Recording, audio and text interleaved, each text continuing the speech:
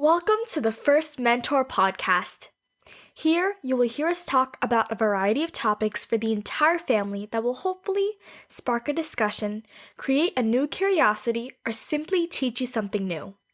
The goal is to inspire you to learn life skills and soft skills not taught in school and prepare you to live an extraordinary life.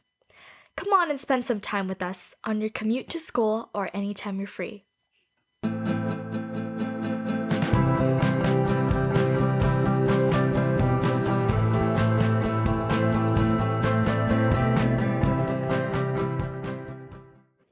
Hello, everyone, and welcome. This is your host and mentor, Vanessa Yang. And thank you for joining us for episode 10 of the First Mentor Podcast. I'm really excited to have you tune in today with the closing of March 2020 and the end of Women History Month. In honor of this month, I thought we should be talking about some inspirational women today. And don't you worry, it's not a history lesson. I'm sure you learned about that at school already. Now, before we start, please remember to subscribe or add us to your favorite list if you haven't done so already. I would also love your feedback in the review section on topics you would like us to cover in the future. I already have tons of exciting interviews and discussions planned and lined up for you to cover topics such as eating healthy, how to start and succeed in a corporate career, diversity from an adoption and multicultural perspective, community service, and many, many more. So let's get started with that topic today. There have been so many women before us who have paved the way for some of the privileges we enjoy today. And as part of Women History Month, I am sure you're learning about women who made history and changed the world as it is today through schools or even in the news. So instead of speaking about women who you might already be aware of from a historical perspective, I wanted to share stories about a few women whose stories have either inspired me or have somehow made a lasting impression on my life. And I've chosen 5 today just to give you a variety of different perspectives and different backgrounds. So here they are, not in particular order. Jennifer Lopez, who's a singer, actor, and dancer. Michelle Obama, former First Lady of the United States of America. Michelle Kwan, former American figure skater. J.K. Rowling, author. And last but certainly not least, Sheryl Sandberg, corporate executive. So we're going to start with Jennifer Lopez.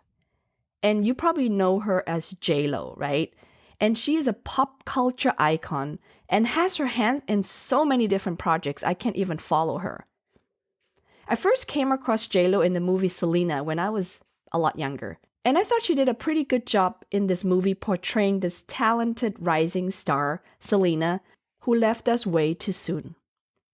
And then over the following years, I saw Jennifer in some other movies. And I was truly surprised to find out when she then debuted her album and entered the music industry with On the Six. And I thought, oh, another actress turned singer. But little did I know that she actually started her career as a dancer before she became an actress too. Now, over the years, Jennifer's name just keeps popping up. Besides being in the news because of her multiple relationships, you can see her showcase her numerous talents in multiple ways. I mean, what didn't she do? She was an actress in movies and TV shows, a singer, including having a residency at Planet Hollywood in Las Vegas. She was also a dancer and a judge on reality shows such as American Idols and World of Dance, among others, right? If you watched the 2020 Super Bowl halftime show, you probably also saw her perform along with Shakira. In addition, she also sang This Land Is Your Land at Joe Biden's 2021 inauguration. And then further, in case you've forgotten, she also released multiple fragrances and launched fashion lines. Wow, what a busy woman she has been. While J-Lo is certainly not perfect, I mean, who of us is perfect? I do admire her for several things. For one, JLo is regarded as the most influential Latin entertainers in North America. She was included in rankings such as the most powerful celebrity in the world, the most powerful women in the world, and the 100 most influential people in the world. I also love how she made Latin music more mainstream and acceptable and helped the Latin pop movement propel. I think it's so important to showcase diversity in pop culture. I can almost bet that not everyone listening to this show has heard about all 5 women that I mentioned earlier. But I'm pretty certain the majority of you has heard about JLo before, right? And then the other thing is, this woman doesn't seem to age. I mean, on the contrary, I really think she's becoming more beautiful the older she gets. And she seems to have a pretty strong work ethic, which I admire. How else can you explain her performances on stage now that she's in her 50s? Let's not mention that I can't really dance even close to what she's capable of, but I probably would have run out of breath after less than a minute or so. So when I enter my 50s, I would love to be as fit as she is and have her endurance and energy. Not sure how close I will get, but at least I can dream, right? But to be honest, I wasn't too impressed with her as a human being for a long time, despite my respect for her as a performer, probably because of her not too positive image in the mainstream media. I wasn't actually paying too much attention to her, I just knew she existed, but this changed after watching World of Dance. My family and I used to love watching this TV dance competition where the best dancers in the world compete against each other. World of Dance displays dancers from so many different genres and styles, and it was just so much fun and amazing to watch. And Jennifer Lopez is a judge on the show. Besides deciding who will get to the next round, she's also involved with coaching the dancers. And there, she shows so much heart and support for all these hardworking dancers, laughing and crying with them. Watching her dedication to other people's dreams really made me like her. It showed her human side, not just the diva stories that I've been reading in the media over the years prior. Now, the second woman I want to talk about is Michelle Obama. What a classy and relatable First Lady Michelle Obama was during the years from 2009 to 2016. I really liked the Obama family from the very beginning, not because I understood their political views very well, but they gave me a vibe of having a really good sense of humor while being extremely poised and smart. The former and very first African American First Lady, Michelle LaVaughn Robinson Obama, was born in 1964 and was raised in Chicago, Illinois. She graduated from Princeton University and Harvard Law School. I mean, anyone would be very proud to have graduated from either one of those Ivy League schools. But to have both on her resume is truly impressive, right? She's smart, like I said earlier. In her early stages of her career, she worked as a lawyer at Sidley Austin. This is actually where she met Barack Obama. The two were married in 1992 and have 2 daughters, Melia and Sasha. And after her career as a lawyer, she decided to switch careers, right? Which is awesome because I can relate to that too. So then she started working for nonprofit organizations as well as for higher education because she was seeking something more meaningful. The life of a lawyer is very similar to a life of an accountant where you just work tons of hours. So during her 2 terms as the First Lady of the United States, she served as a role model and advocate on 4 main initiatives, including healthy families, service members and their families, higher education, and international adolescent girls' education. And I don't know if you know, but I love quotes. So one of my favorite Michelle Obama quote is, "You should never view your challenges as a disadvantage. Instead, it's important for you to understand that your experience, facing and overcoming adversity is actually one of your biggest advantages." And this is really true and applies to my life as well. I used to say I have very bad luck because everything I do, I just always encounter more challenges or obstacles than other people. So, of course, I complain about it a lot and always ask, why does it always have to happen to me? But as I grew older and hopefully wiser, I realized that exactly because I had to do the extra work and walk the extra mile to achieve my goals, it made me become a stronger person. I now know how to solve problems better, developed strong work ethics, and learned not to give up so easily. And if any of my young listeners feel that they're surrounded with adversity and challenges, I want you to know, don't lose hope or give up. These problems are there for a reason, to develop you and to make you a stronger person. And just think about it in this way.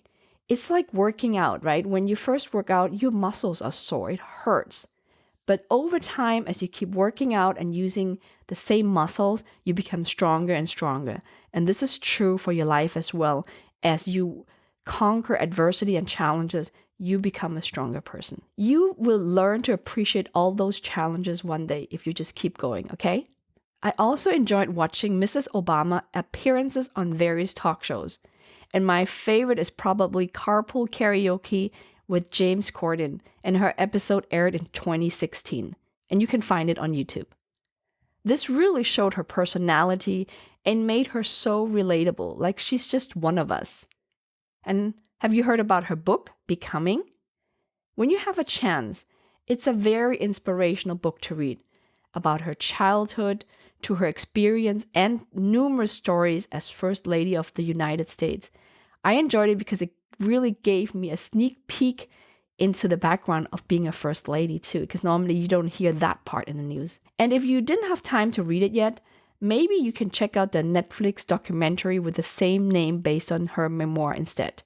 I have yet to watch it, but I read the book at least in 2019. Next is Michelle Kwan. I wonder if our younger listeners may be too young to remember who she actually is. But if you ask your parents, they can most likely share their memories with you about this very popular top female athlete from the 90s and 2000s. I remember in my earlier years when I was moving to the United States, there was really one particular figure skater I was always rooting for, especially when watching the 1998 and 2002 Winter Olympic Games. And of course, because I introduced her earlier, Michelle Kwan was her name. With her really graceful and impressive ice skating skills, I could not help but be amazed by her performance each and every time. I even felt her nervousness and followed her emotional roller coaster during both Olympic Games. Reflecting back to the turn of the millennium over 20 years ago, I sometimes wonder why I was so intrigued by Michelle Kwan when there were so many other amazing ice skaters. Was it that I was just moving to the United States and therefore rooted for an American ice skater? Or was it because of her popularity as an athlete and the most decorated figure skater in US history? Even those were probably reasons, but ultimately I believe I felt a connection to her because I felt represented. I felt proud that someone who looked like me could skate so well. And this was probably very similar to the pride my parents felt when we were watching tennis competitions when I was still a teenager in Germany. Although we cheered on amazing tennis players like Steffi Graf, Boris Becker, and Michael Stich, the Asian American tennis player Michael Chang had a special place in my parents' heart. And I think they too were proud to be represented.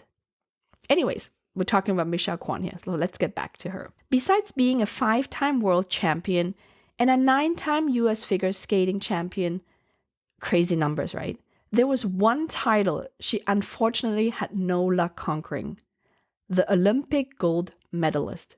Because of her troubles during her free skate in 1998 and 2002, she only, that's in quotation marks, won a silver and a bronze medal. I mean, even winning a silver or bronze medal has been a major achievement for anybody, right? I mean, you train all your life and to get this far. But for her, it was hard both times because I remember she was the favorite both times and she was so close. And just at the end, I don't know, it was the nerves or something, but I remember going through the emotions with her. But besides being a highly decorated athlete, she was also known for her numerous major endorsement deals and performances on Champions on Ice tours, which I actually got to enjoy and loved. And after her career as one of the top ice skating queens, she was busy with various diplomatic roles, such as being the public diplomacy ambassador, traveling the world, and representing American values during the Bush and Obama administration. Or she also held the role as advisor to the US-China Women's Leadership Exchange and Dialogue. Further, she guest starred in multiple TV and movie roles, in addition to publishing books. Another very busy woman. Anyways, after a while, I stopped following Michelle. But later on, I found out that she was actually born and raised in the greater Los Angeles area. And in fact, her grandparents actually operated a Chinese restaurant very close to where my husband works. And I remember him telling me that he went there for lunch and he saw Michelle's pictures all over the walls. So her grandparents were very proud, of course. The other area that I felt connected with her is because her parents are from Hong Kong, so she grew up speaking Cantonese as well. And one more quick fun story before I move on to the next woman. Years ago, I remember I was at work one time and we did this exercise or activity where we had to think about which celebrity our coworkers looked like the most. And guess who they picked for me? Yes, you guessed it correctly, Michelle Kwan. I remember feeling very flattered, but was also wondering why they picked Michelle for me. Was it because I really looked like her or because she was one of the more well-known Asians? Not sure. Okay, now let's talk about J.K. Rowling next. I actually found her story quite inspirational as well, so here let me share a little bit about her background with you. Joanne Rowling was born in 1965 in Yate in the UK, United Kingdom, right? Young Jo grew up surrounded by books. She was the typical bookworm. And because of this influence, she knew she wanted to become a writer from an early age, and she actually wrote her first book at 6 years old. It's amazing to me how people know at such a young age what they want to do and go for it. Even as an adult, sometimes I was very confused as to what I should be doing for a living, because accounting was never my passion, more something I fell into. Now, you all know her because of the Harry Potter series, right? And her idea for those books came actually during a delayed train ride in 1990. And over the coming 5 years, she mapped out all 7 books of the series. And most of her notes were scribbled just on scraps of papers. And I can tell you from this act alone, this author has really great foresight. Knowing that she's going to write 7 books, crazy. And also building the stories at a very early stage, right? Most people, or at least if I would write a book, I would start with one and just build upon it. But I've never written one before, but one day maybe. Now, reading at an early age truly helped her, and it will help you too, right? For those of you who love to read, you know that reading opens up your imagination and expands your knowledge base. I actually have another podcast episode recorded that you will hear in the future where I talk to one of my friends about the benefits of reading. So J.K. Rowling actually taught English in Portugal at one time when she was very young. And this is where she met her ex-husband. And she also gave birth to her daughter Jessica there. Now, when the marriage ended soon afterwards, she moved back to the UK with just parts of her Harry Potter books completed. And upon return, she worked as a teacher and continued writing in her spare time. I must say this is showing her true dedication to something she felt passionate about, which is writing books, right? Because she was teaching and she also had a young baby. So to find or squeeze in any free time was really hard. So the passion is definitely there to make that happen. And do you know why J.K. Rowling didn't publish her books under her original name? And do you know what J.K. stands for? So J is obviously her first name, Joanne, and K stands for Kathleen, her paternal grandmother's name. And her publisher actually asked her to change her publishing name because they were afraid that a female author would not appeal to young boys. So in 1998, she finally published Harry Potter and the Sorcerer's Stone, followed by 6 additional books. and the entire series was turned into movies by Warner Brothers Studios. I probably don't have to tell you how successful the book series was, right? I mean, she only sold over 450 million copies in 78 languages. Crazy, incredible. But this is not where her story ends. If you visit Universal Studios in Los Angeles and in Florida, you can visit the Wizarding World of Harry Potter. We went there before and I tried the frozen butterbeer at the Universal Studios in Los Angeles, and I have to admit it was really good. When I went back a second time, I made sure I got another butterbeer for myself. So if you travel to London, you can also book a tour at the Warner Brothers Studio Tour in London, which includes the film set and props. The Warner Brothers Studio Tour Hollywood includes a display of props mainly, but there are also many experiences worth exploring. So because that's in LA, and I have friends there, lucky me, I walked around the lot many times. And it's quite exciting actually at the Warner Brothers lot because you always see something happening there, whether it's a film shoot or they were just preparing for a special event. The benefit of having worked in entertainment for so many years, even though it's just as an accountant, I have pretty much friends at all the major film studios in Los Angeles. So it's great for me to have the chance to visit. But that's diverting too much of my original topic now. So let's go back. Do you think J.K. Rowling's life was easy all the time? Actually, not at all.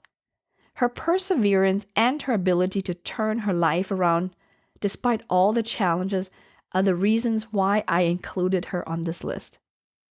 She shared during her 2008 Harvard University commencement speech that she grew up in poverty, and her life wasn't easy as a young kid. And if you haven't had the chance, go to YouTube and find that 2008 Harvard commencement speech. I actually love watching some of those because it's just so inspirational. And I noticed J.K. Rowling actually has quite a sense of humor from that speech. Anyways, in addition, she also went through a phase of poverty after her short marriage, while she was a single mom. She even fell into depression and was close to homelessness. And because she hit rock bottom and had nothing else to lose, she was determined to work even harder on what she loved the most, and that was writing. In addition, she also shared during her speech that the face of immense failure actually helped her get to know herself better, as well as all the strengths of her relationships, right? Because when you're not doing so well, you really know who your friends are and how strong those relationships are. I also learned that many publishers rejected her and the Harry Potter series. Nobody wanted a book about a young wizard and his adventures. And I remember when I was at Disney, I actually heard that they even rejected Harry Potter. And of course, they were a bit disappointed, but so many publishers rejected them at that point. But despite losing confidence in her books after so many rejections and being told that she actually cannot make money writing children's books, she never gave up and eventually proved everyone wrong. And I love that. And this is how she proved everyone wrong with her success. She is the first female billionaire author, right? So the message here is what? Don't ever give up on your dreams, no matter what others tell you and no matter how many obstacles you might run into. Just keep working hard and you never know where this can lead you. So, last but certainly not least, Sheryl Sandberg. Again, I'm not sure if our younger audience have heard about her, but if not, hey, this is a great opportunity to get to know her a little bit. Sheryl Sandberg is an American executive. She's a billionaire and philanthropist, and she founded leanin.org. You might still not be able to make a connection, but you probably might have an inkling with the job she's currently doing. And Sheryl has been the COO, which means Chief Operating Officer of, do you know what company? Facebook. And she's also currently working directly with the CEO and founder and turned multi-billionaire, Mark Zuckerberg. In 2012, she became the first woman to join Facebook's board of directors. And she also had memberships with many other boards, including the Walt Disney Company, Women for Women International, and Starbucks. And before Facebook, she worked as an executive at Google and was also chief of staff for the United States Secretary of Treasury Lawrence Summers under the Clinton administration. What a stellar career she had. But that's not how I learned about her. I got to know her, in quotations of course, when she wrote her book Lean In, Women, Work, and the Will to Lead. And the book was published in 2013. Now, during this time, I was still working for Disney, and I got the book from one of my female leaders as a present. So I'm very thankful for that. And what I liked about the book was it was so easy to read. Now, even though I didn't grow up in the environment she did, I was still able to relate to some of her stories. And the book basically talks about reasons why women are being held back from leadership positions in the workforce. And these include discrimination, unsupportive work policies, and home environments. So in the book, she encourages women to speak up against stereotypes and improve their self-confidence.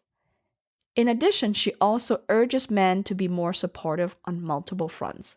Now, there are several stories that are very memorable to me from the book. Here's one particular one that I remembered the most and actually acted upon as a result of reading the book.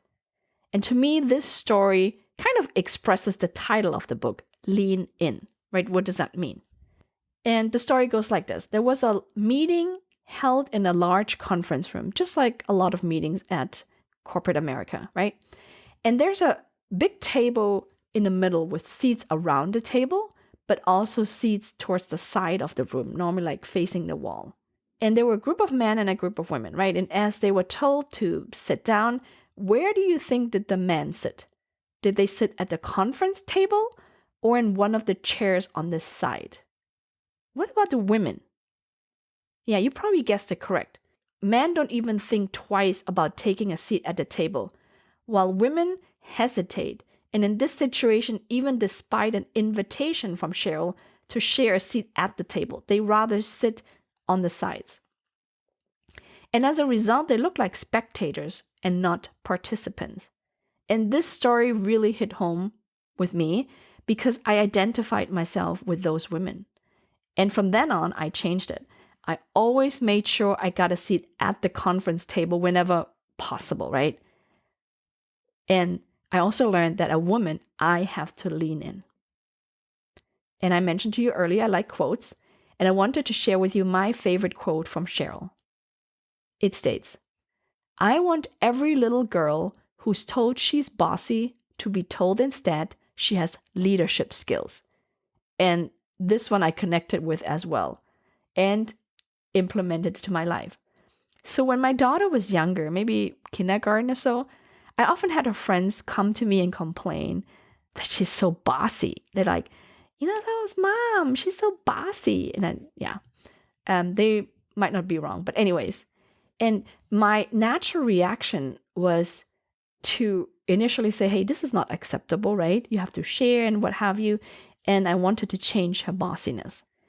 But when I read Mrs. Sandberg's quote, it really made me think. It's really true. We never call our boys bossy when they do such things or think that's not acceptable. So after the story, I pivoted. And from then on, I started telling people that my daughter has leadership skills.